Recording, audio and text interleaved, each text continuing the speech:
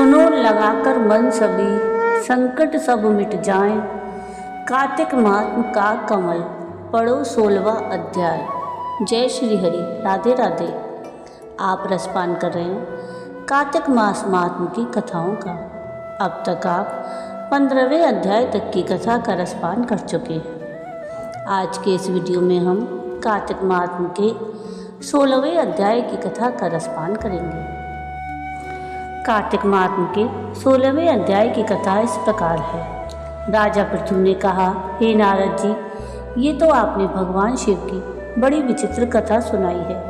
अब कृपा करके आप यह बताइए कि उस समय राहु उस पुरुष से छूटकर कहाँ गया। नारद जी बोले, उससे छूटने पर वह दूत बर्बर नाम से विख्यात हो गया और अपना नया जन्म पाकर वह धीरे धीरे जलंधर के पास गया।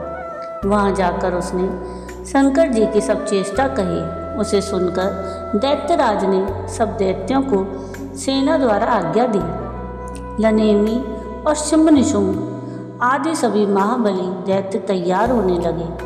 एक से एक महाबली दैत्य करोड़ों करोड़ों की संख्या में निकल युद्ध के लिए जुट पड़े। महाप्रतापी सिंधु पुत्र शिवजी से युद्ध करने के लिए निकल पड़ा। आकाश में मेघ छा गए और बहुत अपशगुन होने लगे। शुक्राचार्य और कटे सिर वाला राहु सामने आ गए। उसी समय जलंधर का मुकुट खिसक गया, परंतु वह नहीं रुका। उधर इंद्रादि सभी देवताओं ने कैलाश पर शिवजी के पास पहुंचकर सारा वृत्तांत सुनाया और यह भी कहा कि आपने जलंधर से युद्ध करने के लिए भगवान विष्णु को भेजा था। वह उसके वशवर्ती हो गए हैं और विष्णु जी और लक्ष्मी जी सहित जलंधर के अधीन हो उनके घर में निवास करते हैं। अब देवताओं को भी वहीं रहना पड़ता है। अब वह बलि सागर पुत्र आपसे युद्ध करने आ रहा है, अतः आप उसे मारकर हम सबकी रक्षा कीजिए। यह सुनकर भगवान शंकर ने विष्णु जी को बुलाकर पूछा, हे ऋषिकेश, युद्ध में आपने जलंधर का संहार क्यों नहीं किया और बैकुंठ छोड़ आप उसके घर में कैसे चले गए। यह सुनकर विष्णु जी ने हाथ जोड़कर नम्रतापूर्वक भगवान शंकर से कहा कि उसे आपका अंशी और लक्ष्मी माता का भ्राता होने के कारण ही मैंने नहीं मारा है।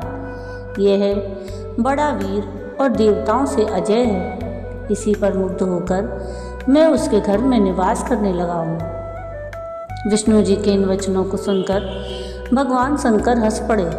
उन्होंने कहा, हे विष्णु, आप यह क्या कहते हैं। मैं उस दैत्य जलंधर को अवश्य मारूंगा।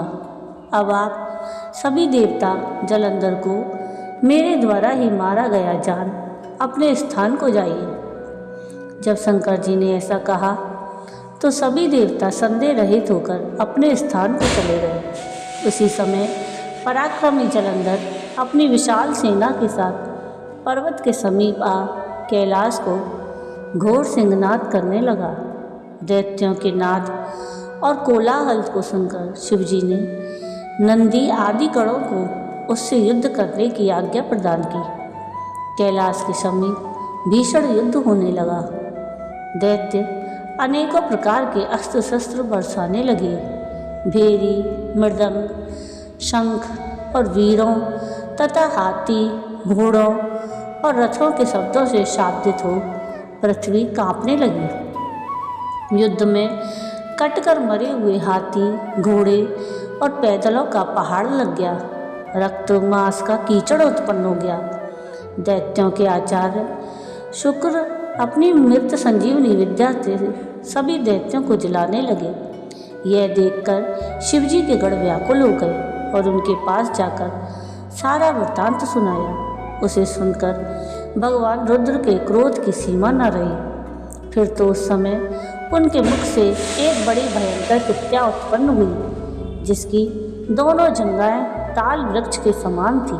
वह युद्ध भूमि में जा सब असुरों का चमन करने लग गई और फिर वह शुक्राचार्य के समीप पहुंची और शीघ्र ही अपनी योनि में गुप्त कर लिया। फिर स्वयं भी अंतर्ध्यान हो गए। शुक्राचार्य के गुप्त हो जाने से दैत्यों का मुख मलिन पड़ गया और वे युद्ध भूमि को छोड़ भागे। इस पर शुंभ निशुंभ और काल नेमी आदि सेनापतियों ने अपने भागते हुए वीरों को रोका। शिवजी के नंदी आदि गणों ने भी, जिसमें गणेश और स्वामी कार्तिकेय जी भी थे, दैत्यों से भीषण युद्ध करना आरंभ कर दिया। तो ये थी कथा कार्तिक मास महात्म्य के 16वें अध्याय की। आगे की कथा हम अगले वीडियो में सुनेंगे। आपको आज का ये वीडियो कैसा लगा मुझे कमेंट करके ज़रूर बताइएगा। और अगर आपको आज का मेरा ये वीडियो पसंद आया हो तो प्लीज़ इसको लाइक शेयर ज़रूर कीजिएगा और प्लीज़ मेरे चैनल को सब्सक्राइब कीजिएगा और कमेंट में राधे राधे ज़रूर लिखिएगा। वीडियो पूरा देखने के लिए थैंक यू। राधे राधे।